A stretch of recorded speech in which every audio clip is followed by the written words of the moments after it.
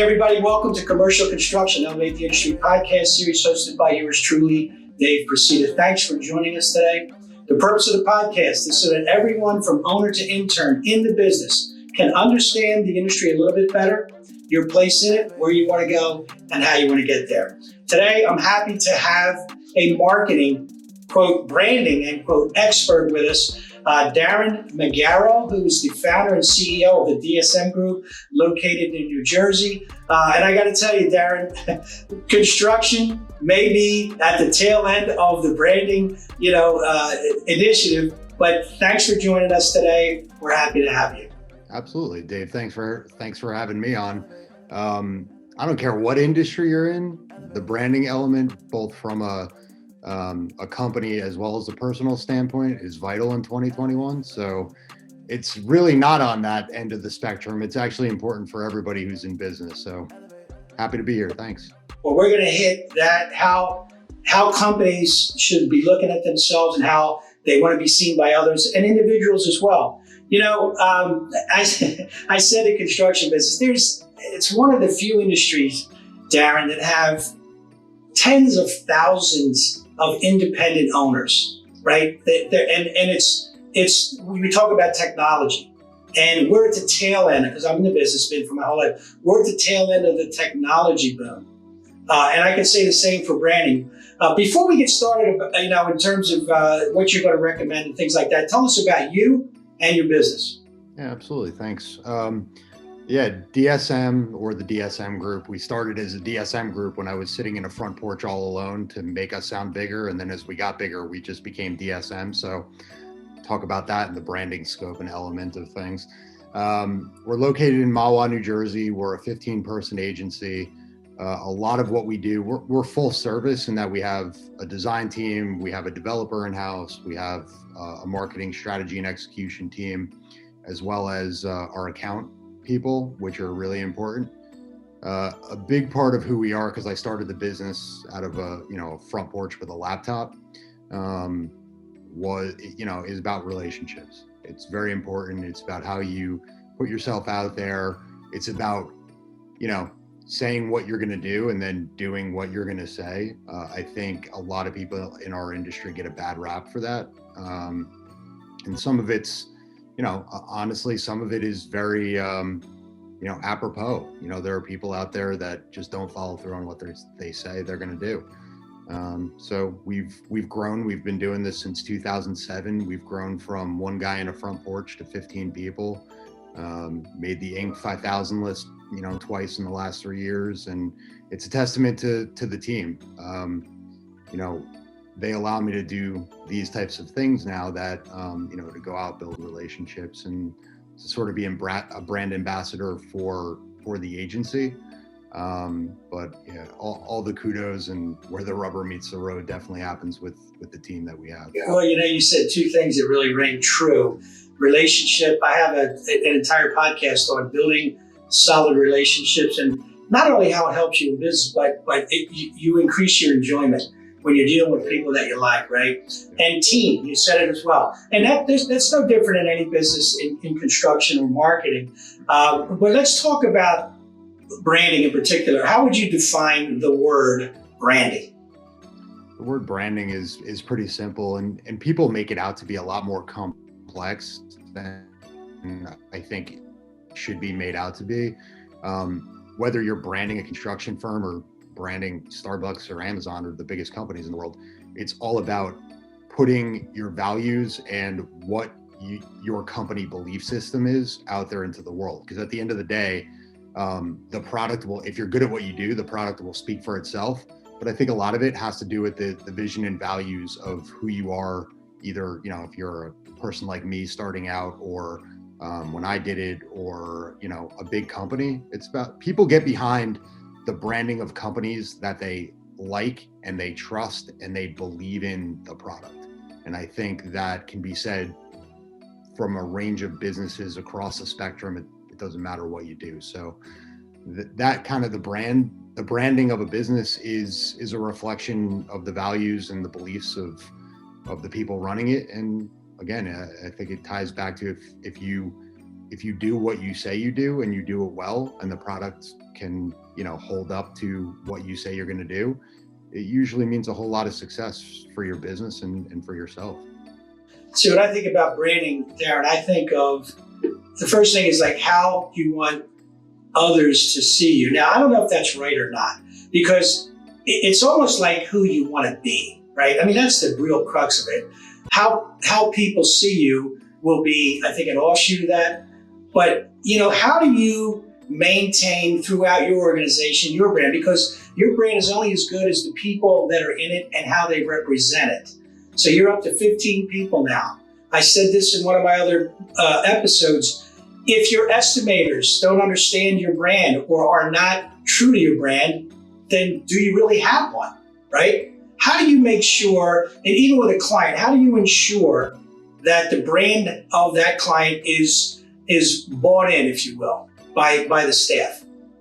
There goes at the beginning of our process. It's sort of one of our biggest value propositions, I think, is the amount of research and insight and the exhaustive process that we put in before we ever sign an engagement.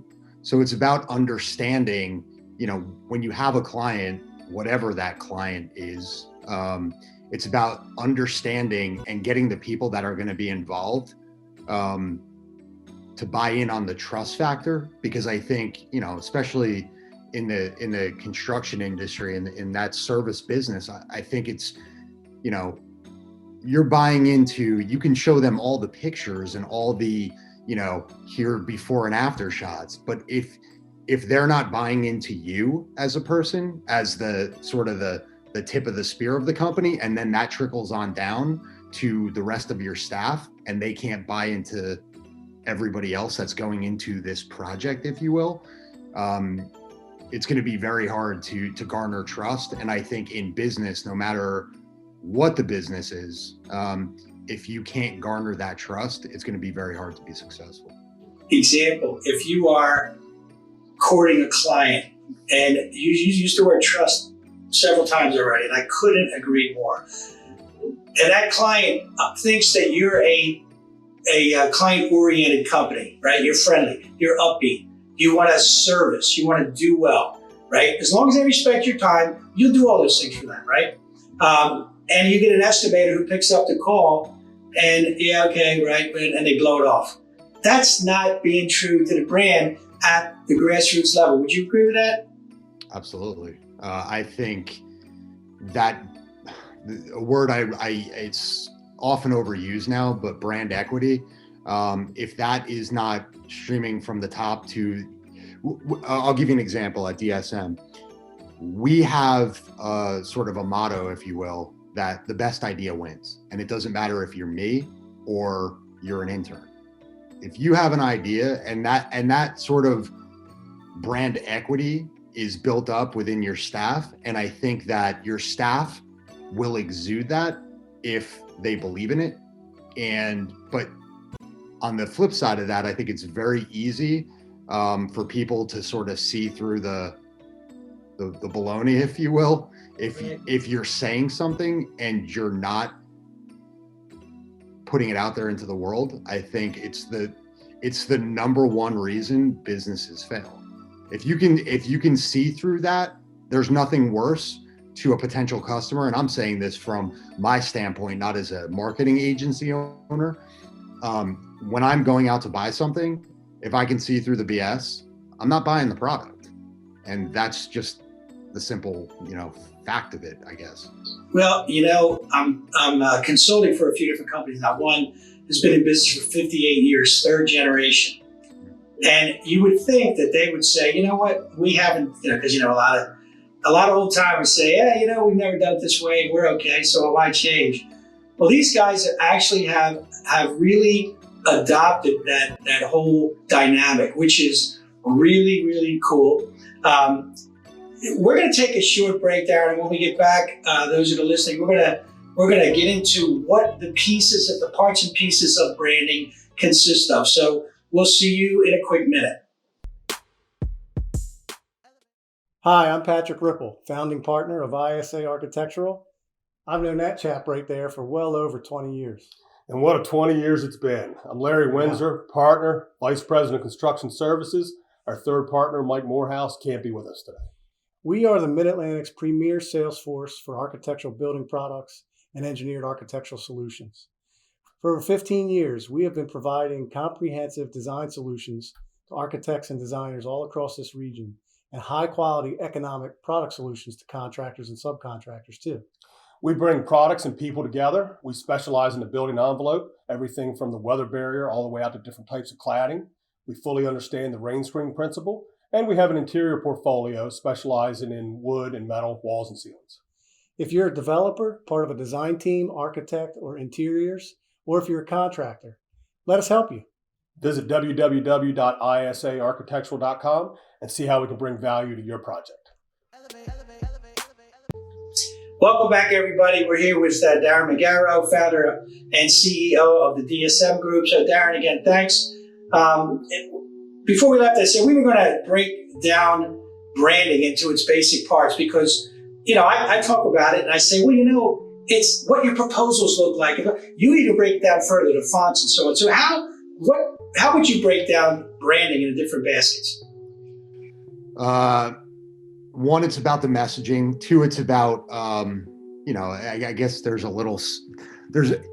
all design, as I've learned over my 14 years of running this business, because design was never my part of the business. I'm not a design guy. There's a certain science and a certain creative element that need to sort of come together to find that happy medium, if you will. I don't know how better to explain it, but I go back to, if you're building a company and you have your color scheme and the way you do things and all those elements come together and you're building that over time, I think, and you're going to partner with somebody. Let's just say you find a firm or you find a freelancer or whatever it's going to be. As you're building your brand, I would say to the folks that are probably watching this, build a trust with that team that you're working with, because that's the only way it's going to work. If you're going to go in it very closed-minded and they're going to come at it from an open-minded stance or vice versa, it's not going to work. The element of trust that we build with our clients takes a lot of time, it takes a lot of effort, and it takes flexibility on both sides. That's just the way it works. And you're going to find over time too that we've had clients in 14 years. Our oldest client is probably 13 years old. Men's clothing store. My best friend and his family own it. We've had 4 different iterations over those 13 years. And it's about changing. It's about becoming flexible. It's about seeing what works. We're coming out of COVID now. I just texted them yesterday, and their business took a hit because people are not going out. They're not getting dressed up as much as they used to. But we're now finding that groove of, okay, we're coming out of COVID a bit. What does this look like? And that flexibility and that trust that we have, he trusts our designers, and our art director, Derek, trusts Ralph to be like, all right, this is what we need to do. And there's that beautiful, it's a beautiful concoction of this, a little bit of magic in the creativity, but there's a science behind it. And that's where the success happens. That's a great way to put it. For us lay people, you have specific types or specific parts of branding. Website, right? You talk about color scheme, fonts. And I didn't think that mattered, honestly. I really didn't until I was coached up a little bit, let's say. Talk about that. Let's talk about the website. How important is it to have, and not just a website, but a website that really allures somebody to stay on it and look at it? I, as a marketing guy, so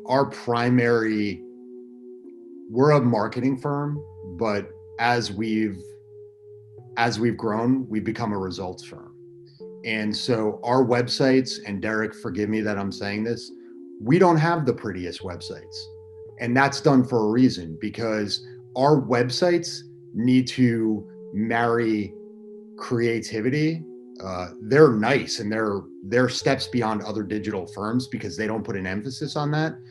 But it's about form and functionality. And that functionality, you can have the prettiest website in the world. One, if you're not putting out content, if you're not driving people down a sales funnel, if you're not capturing leads, if you're not nurturing them with good content and educating them, your website, our websites, they're mousetraps. That's what they are. And they're meant to be that way because once you add the marketing automation software to it, once you are blogging, once you're doing the paid social, once you're that full 360 approach, that's what's going to nurture somebody from becoming a marketing qualified lead down the funnel as you educate them to become a sales qualified lead. Then it's ultimately on our clients, no matter what their business is, to sell them. Interesting. See, I thought websites are nice and fun. Never thought about, form and function, the functionality of it. But my website was just revamped for those reasons. So hopefully, yeah. And Dave, a great example of that, and I'll make it very simple. Let's say you had a Lamborghini, right? You had the nicest sports car. If you didn't have gas for the car, what would it be? It'd be a really expensive ornament. Yep. That's not the way a website should be. You want to have that high-powered marketing tool.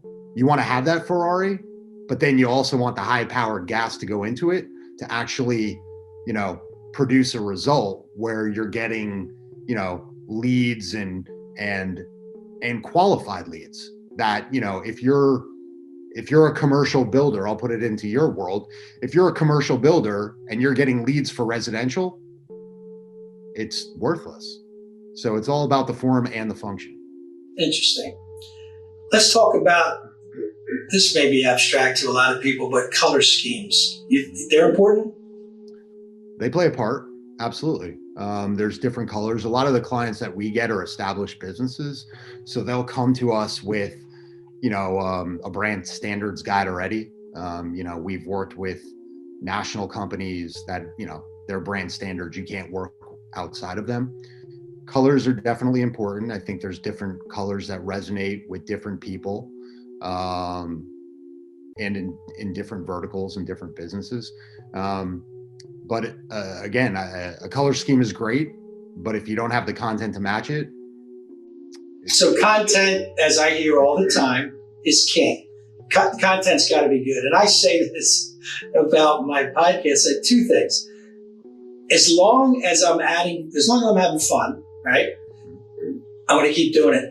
But there has to be the second piece, as long as I'm adding value, and that comes from the content. So I am in full agreement. Now, what about fonts? I look at your website, and you had fonts on there. Now, I got to tell you, I was the lead commercial business development person for a $3 billion public company that had 250 divisions around the country.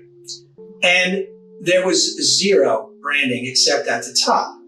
And even the proposals were terrible. Now, they got work because they were a behemoth. But tell me about fonts. Fonts are interesting. If you talk to designers, for me personally, as sort of the relationship guy at DSM now, I shouldn't say I don't care how, as long as the business gets done, it's getting done. Like that's important, and it's built on the relationship.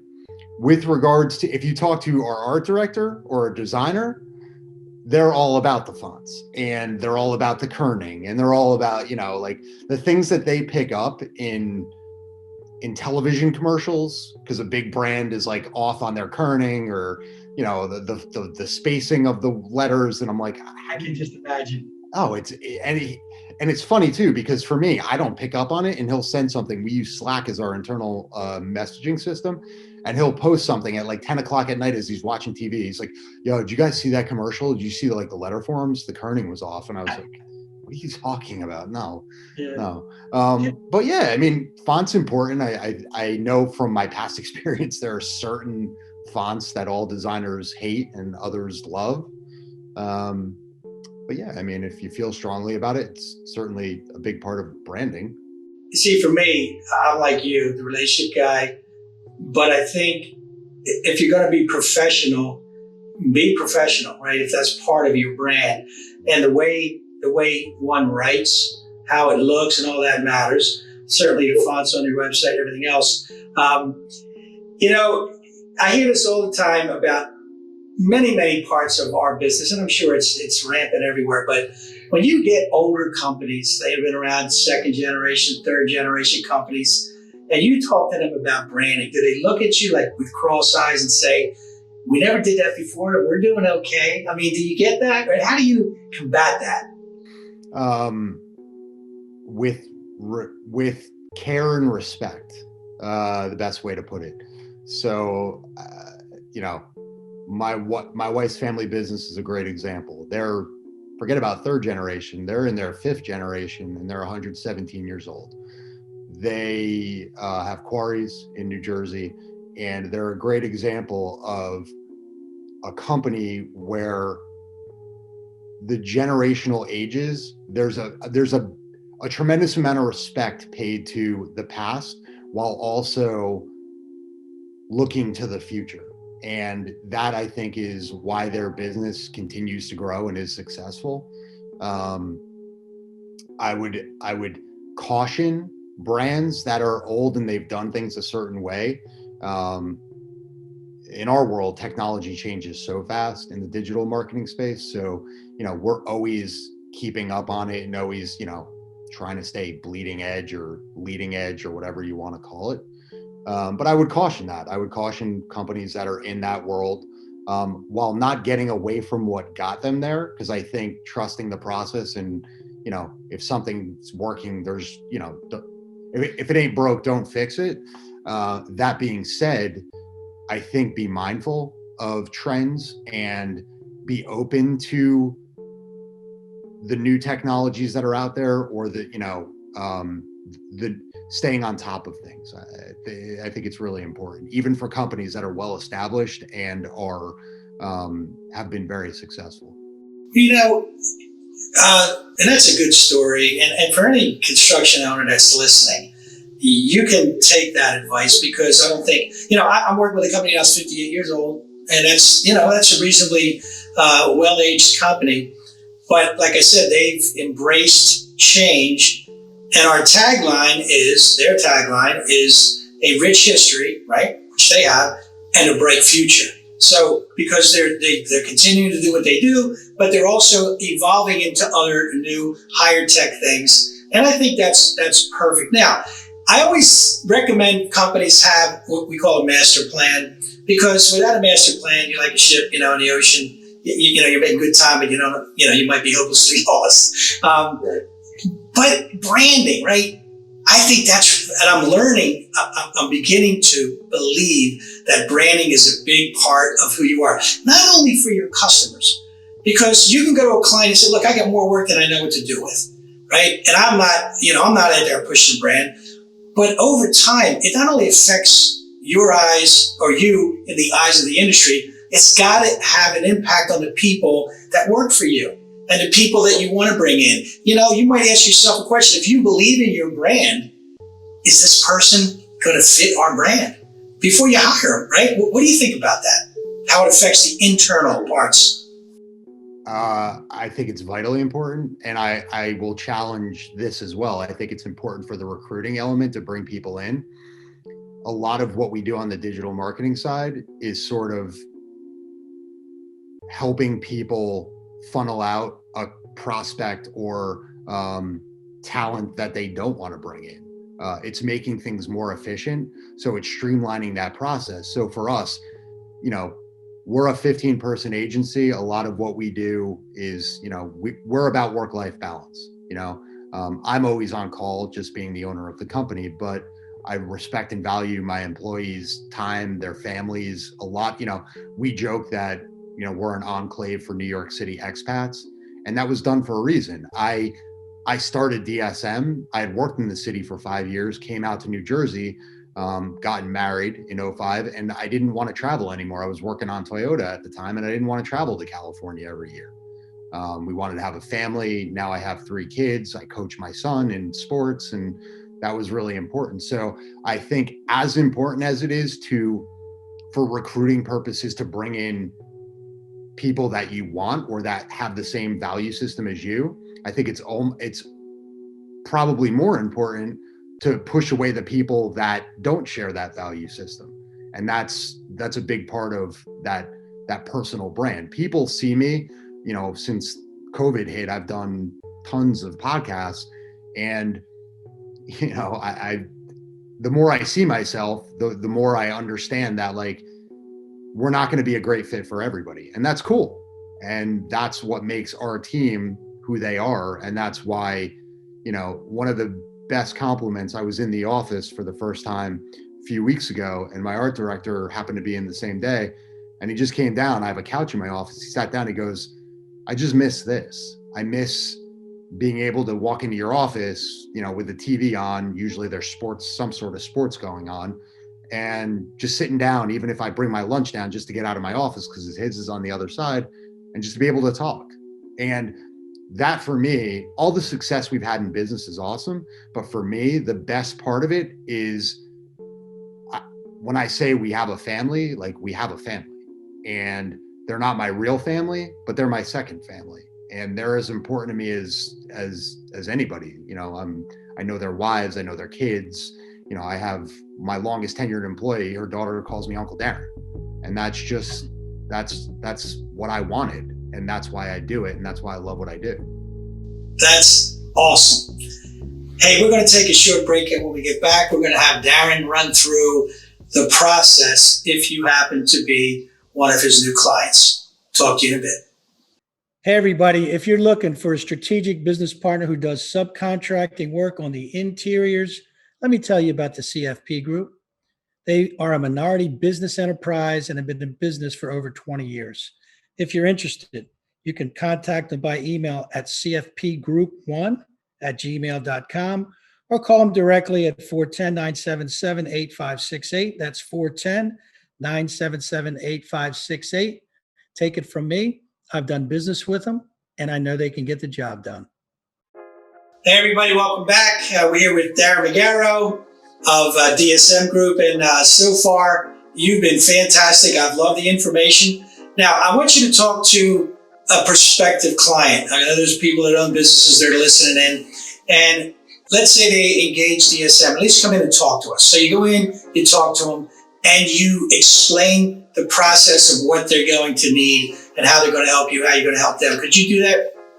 Yeah, we have a very clear and simple process. Again, part of our jobs as a marketing agency on behalf of our clients is to not only help them draw leads in, but also filter ones out that aren't going to be within their sweet spot or, their target demo, if you will.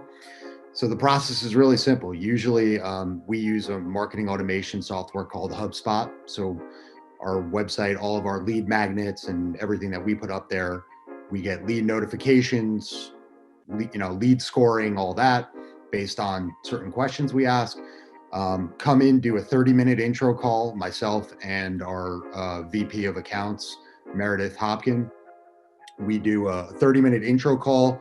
We budget qualify them. We ask a few questions from there, which is what I was kind of talking about before, is a big part. It's called our marketing discovery process. And basically what we do, we have our strategy director, as well as myself and Meredith and one of our account managers, Kathleen, on a call. We dig into set very realistic, like concrete KPIs, key performance indicators, which are the goals that we're going to be working towards and that we're going to be held accountable for, and what we're holding our potential prospect accountable for. And when you marry those together, we come out of it a week later, we put together a proposal, which our team has been, usually we do it in person, but we've been doing it via Zoom. And we answer questions from there. Usually that takes about 5 business days. And from there, we answer any questions, and we either have a client or we, really that simple. Awesome. Now we keep it very simple. Yeah, and you mentioned that earlier that branding is really less complex than people make it out to be, which is good to know. So guys like me can embrace it and adjust to it. You know, you have a podcast. Talk about that. Yeah, absolutely. Um, I, I don't know. I would be doing discredit to you and all the folks who have really established podcasts if I called it a podcast. It's more of a passion project that really started out of. Um, so when I was 18, my dad passed away suddenly. I was a freshman up at the University of New Hampshire. 6 weeks into college, got a call. He was gone. And came home, spent a week home, and every year on October 16th, it's a hard day.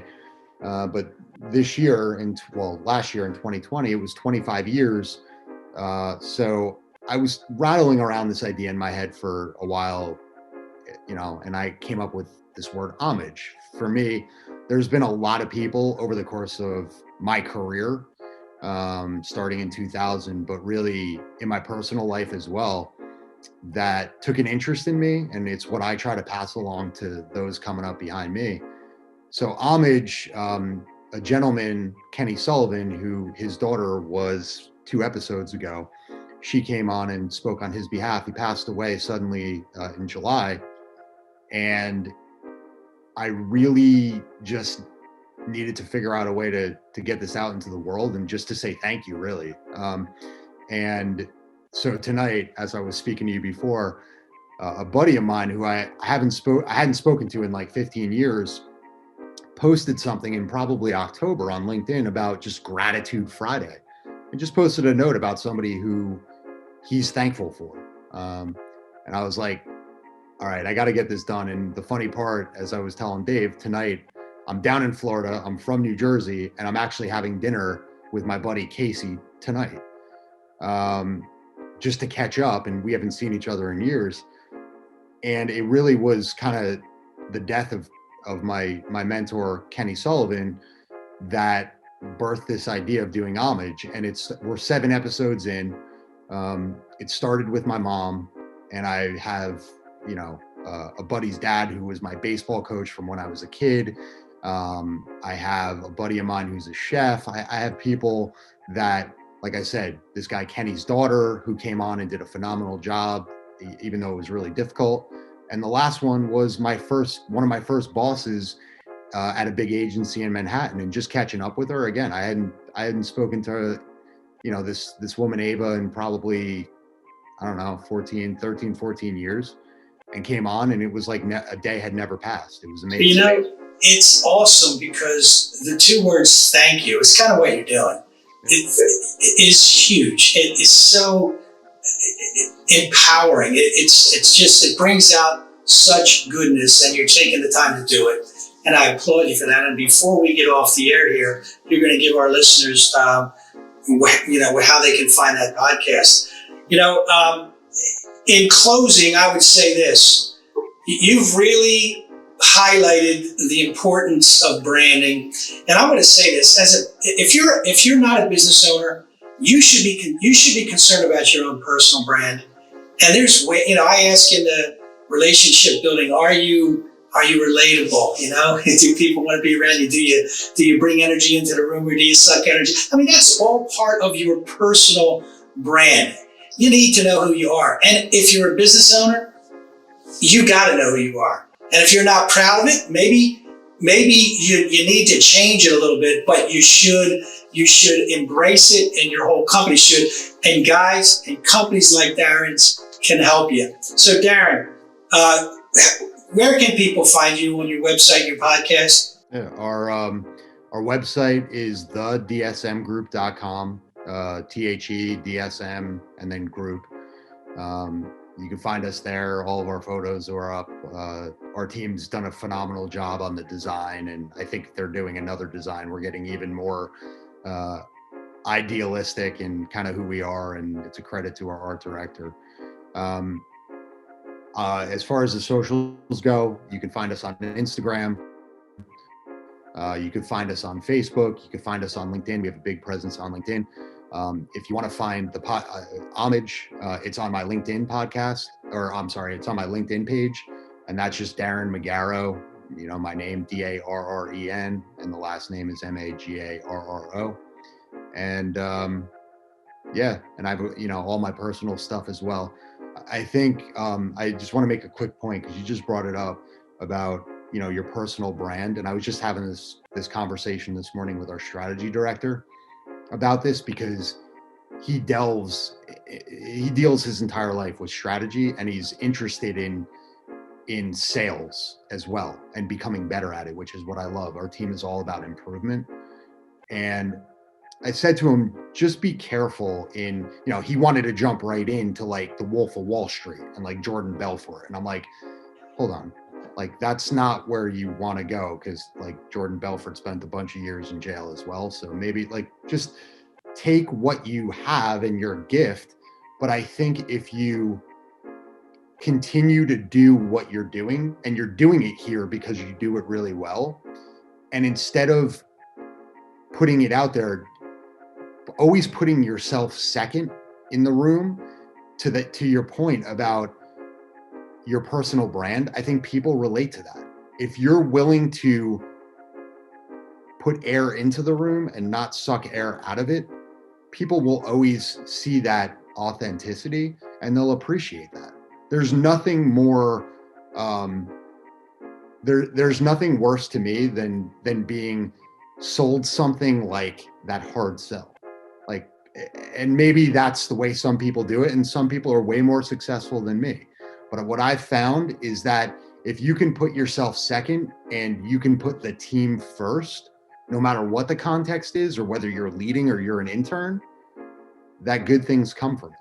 So, that's always been a good rule of thumb for me. It's what my mentors taught me, and it's what I try to pass to others. Couldn't agree more. I want to thank you for joining us today. And, we just met, obviously. And I will say this, though. I feel like I've known you for a long time, and there's a reason for that. Is because you're honest, you're open. And I believe I really do understand your brand, because you are it. You exude it. And I think that's awesome. So for a lot of reasons, the content was awesome. I appreciate you joining us today. And those of you who are listening, you can just kind of rewind and find his contact info. And again, Darren, thank you so much. Dave, thanks for having me. I really appreciate it. Okay, so thank you for joining us. And between now and next week, stay safe and stay tuned.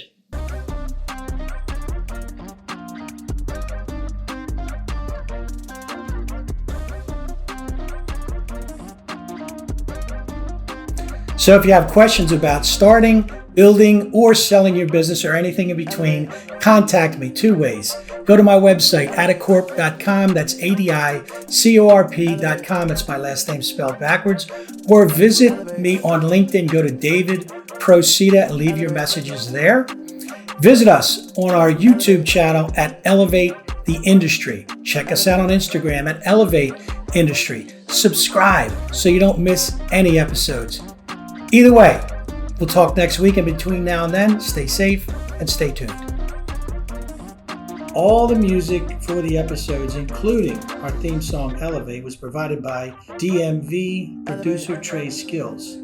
If you like what you heard, follow Trey Skills on Instagram at Trey Skills, TREYSKILLZ. That's TREYSKILLZ. Elevate.